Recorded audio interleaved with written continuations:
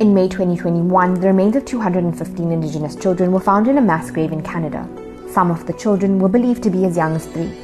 All the children are believed to have been students of Canada's largest residential school.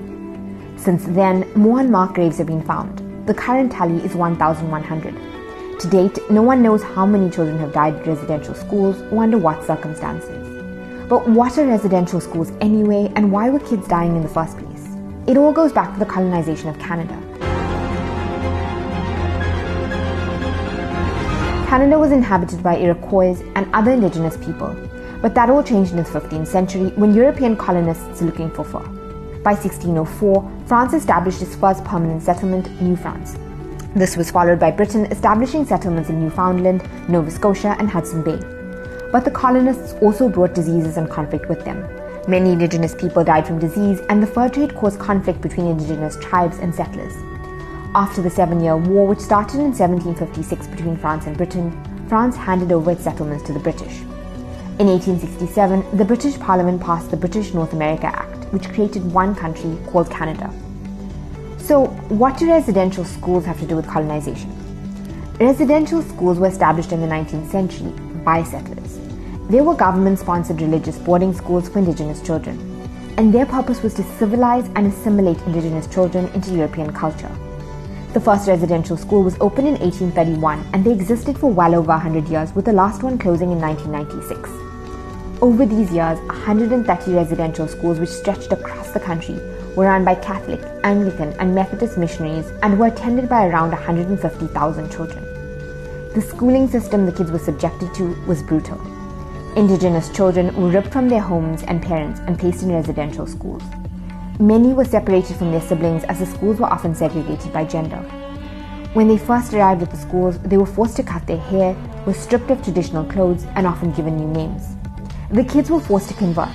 Indigenous spiritual practices and culture was scorned. Up until the 1950s, residential schools worked on a half-day system. Children were taught for half the day and forced to work for the other half, so that the schools could run inexpensively. Girls were responsible for cooking, cleaning, laundry, and sewing, while boys were involved in everything from general maintenance to carpentry, construction, and agricultural labor. School life was highly regimented. The level of education was poor. The curriculum was designed at elementary level because the missionaries believed the Indigenous people were intellectually inferior. Many of the teachers were untrained. Up until the 1950s, holidays were periods of work and play at school. Many of the children did not see their families for years.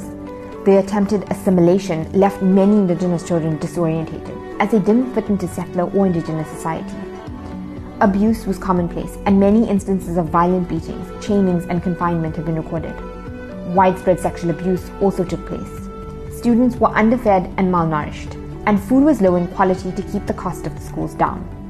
Some children in residential schools were subjected to nutritional experiments where they were deprived of essential nutrients and dental care.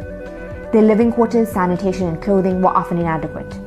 A 2015 report says that at least 3,200 children died at these schools, but the number may be more than 6,000. Nutritional deficiencies and overcrowding led to diseases like tuberculosis, influenza, smallpox, pneumonia, and whooping cough. Indigenous children and parents tried to protest against the harsh conditions, and by the 1940s, residential schools were widely viewed as having failed. By 1969, residential schools were taken away from the control of the church and taken over by the Department of Indian Affairs. Over the next 20 years, most schools were closed. In the late 1990s, Indigenous communities began assisting people who were suffering long-term effects from residential schools. Survivors demanded that the government acknowledge their roles in the schools and provide compensation. In 2005, the federal government established a $1.9 billion fund for survivors of abuse at residential schools. In 2008, Canada's Prime Minister Stephen Harper issued an apology to survivors. The Truth and Reconciliation Commission was run between 2008 and 2015. The final report published 94 calls to action, one of which was to introduce a federal day of commemoration. In 2019, the current Prime Minister Justin Trudeau acknowledged that the harm inflicted on Indigenous people amounted to genocide. In 2021, after the remains were discovered, the Catholic Church of Canada apologized to Indigenous people. On September 30th, 2021, Canada commemorated its first ever National Day for Truth and Reconciliation to reflect on the legacy of residential schools.